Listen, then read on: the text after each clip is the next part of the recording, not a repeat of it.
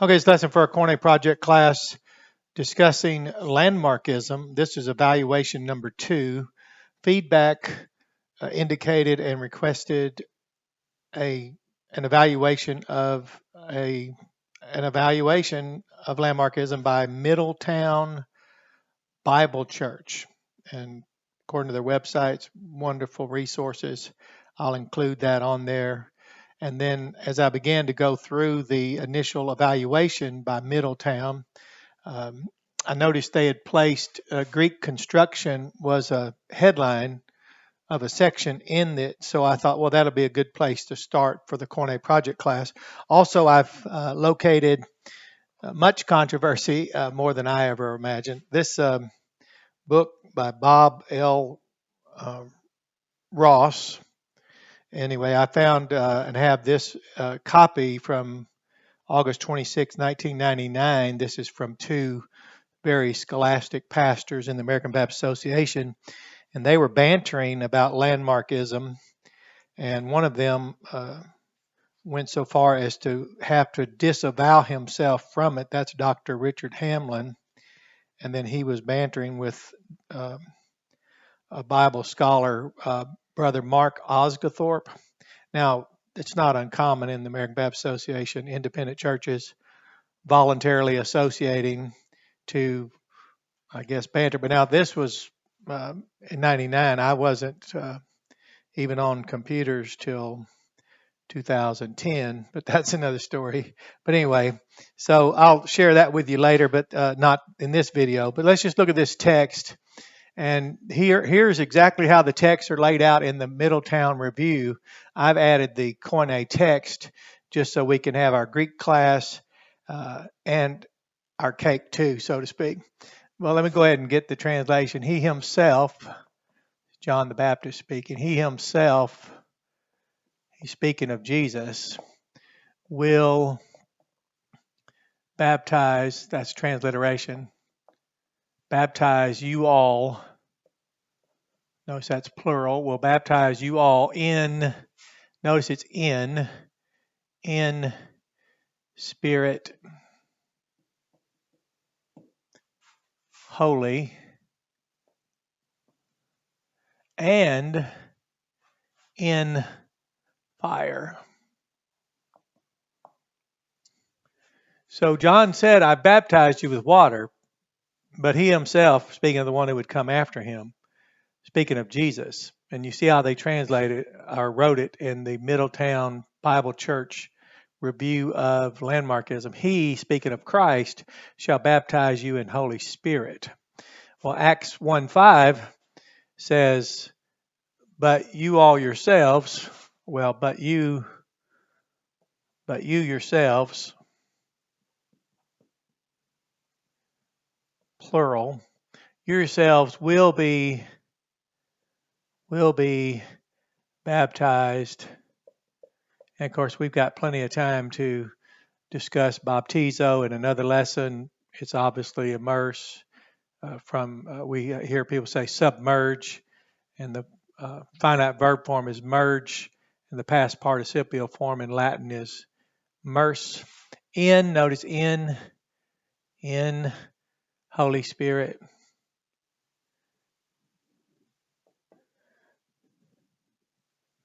There we go. So they carry the Matthew 3:11. Matthew 3:11 is the starting point in the Middletown evaluation of in the Greek construction. Now they go and then say, you shall be baptized by Christ, Matthew 3:11, in Holy Spirit. Now that's a good point they make. The Holy Spirit doesn't baptize anyone, and we'll see that in just a moment. So now he says Acts 11:16, you shall be baptized by Christ. And they carry Matthew 3:11,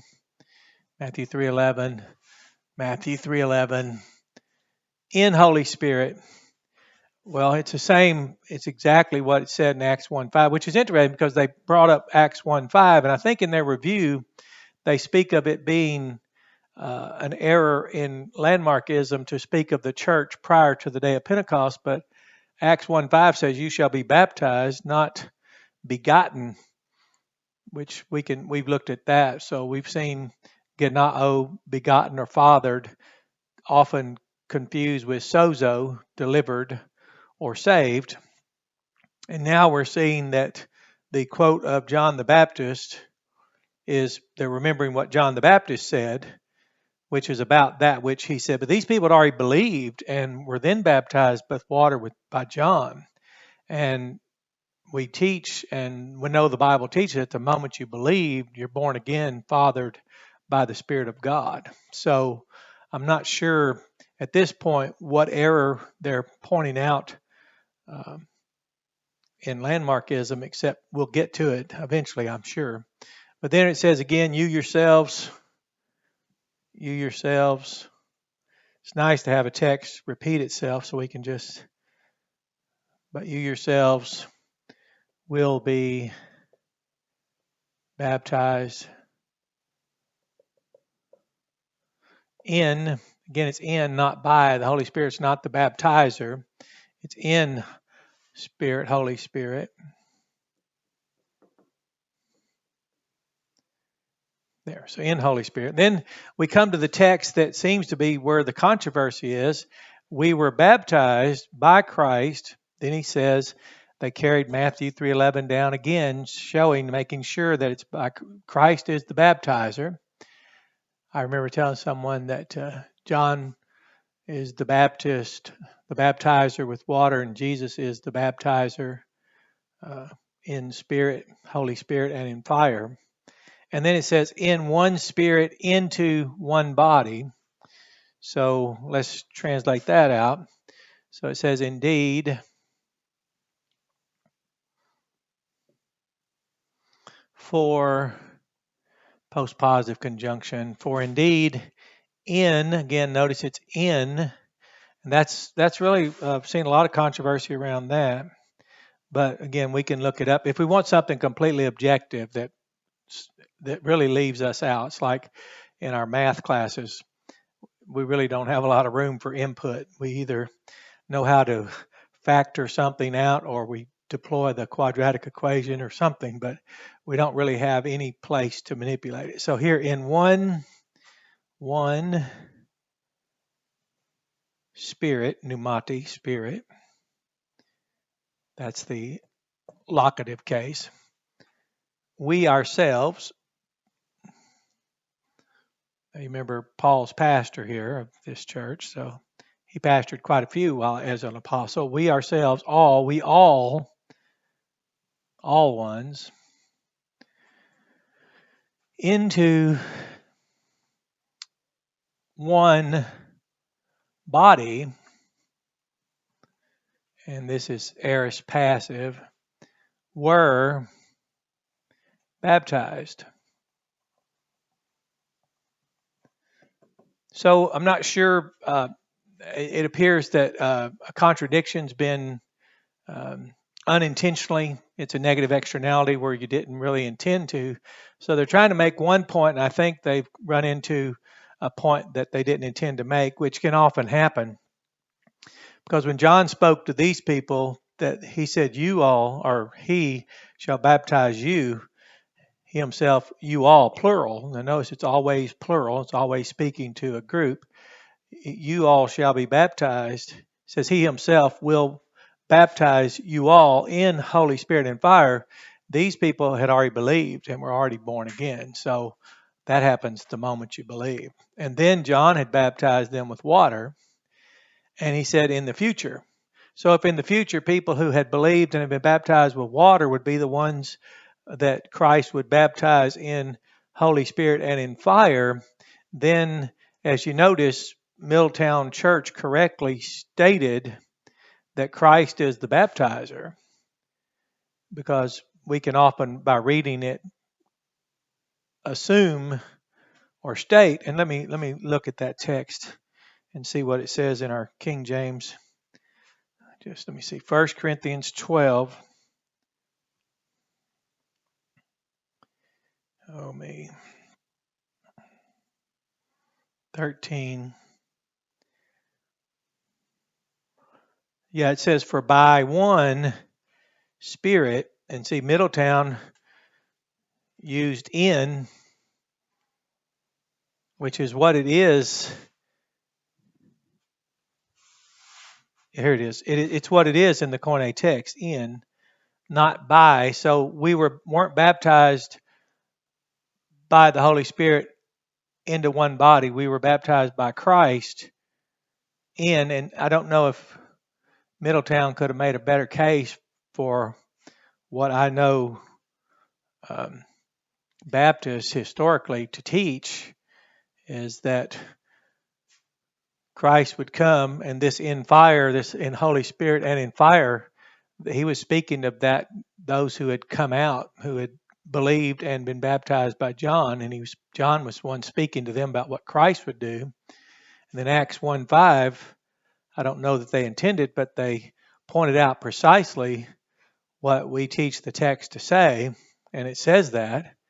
And so it doesn't mean, so whether you're Calvinist, Lutheran, Arminian, Molinist, Pelagian, or Landmarker, or of Landmarkism or provisionism or everything that's out there, Catholicism, Protestantism, Judaism, Islam, whatever is out there, it doesn't change this. This is quoting John the Baptist again, by Christ, Matthew 3:11, in Holy Spirit. So this doesn't have anything to do with regeneration. This has nothing to do with regeneration. This has nothing to do with regeneration. And these who had already believed into Christ, as Paul said in Galatians 2:16, these, as Paul said in 1 Corinthians 4:15, had already been regenerated through the gospel. So this is interesting because I don't think Middletown Bible Church intended to be so accurate. I'll go back and read that review to make sure that if this is what they're criticizing, I don't know. I've got to go back and get myself caught up. But let's look at this from our Koine project class and notice the difference and implication of first knowing who was speaking in Matthew 3:11. John the Baptist is speaking. He's already baptized people who had believed, and they came to him to be water baptized. And he made it really clear to them that I've baptized you with water, but he himself will baptize you all in Holy Spirit and in fire. And then Acts 1:5 repeats, Acts 11:16 repeats the same statement, and then 1 Corinthians 12:13, very consistent, Paul does, speaking of and including himself. But the moment of regeneration had already occurred the moment these people believed, the moment these people believed, the moment these people believed, the moment these people believed. So now it points us to, well, what's the implication, and of what are we speaking now? When what is Jesus doing with us subsequent to even faith and even water baptism? What are we speaking about now? Because I think the criticism that's called now transferred to what's called landmarkism is actually a text here that you will seldom hear people speak of. What's the implication? Because we know there were people who believed and were born again that moment. And there was an account in Acts where some people had only believed, but had not yet, no one had water baptized them. And so we'll talk about this more, but this is just evaluation number 2, landmarkism, and it's about this text we'll say here, 1 Corinthians 12:13. So have a blessed day. Enjoy this lesson. I'll include a link to that entire critique. I think it's like 26 pages by Middletown Bible Church. And it's really good to engage this, since we don't have an investment greater than what we can actually know when we stop and look at the text and take each word and notice that it's not a small thing, a little thing to notice in instead of by. And it's not a small thing to notice how well this was laid out. John was talking about Christ, still talking about Christ, still talking about Christ, still talking about Christ. You have a blessed day. Enjoy this lesson.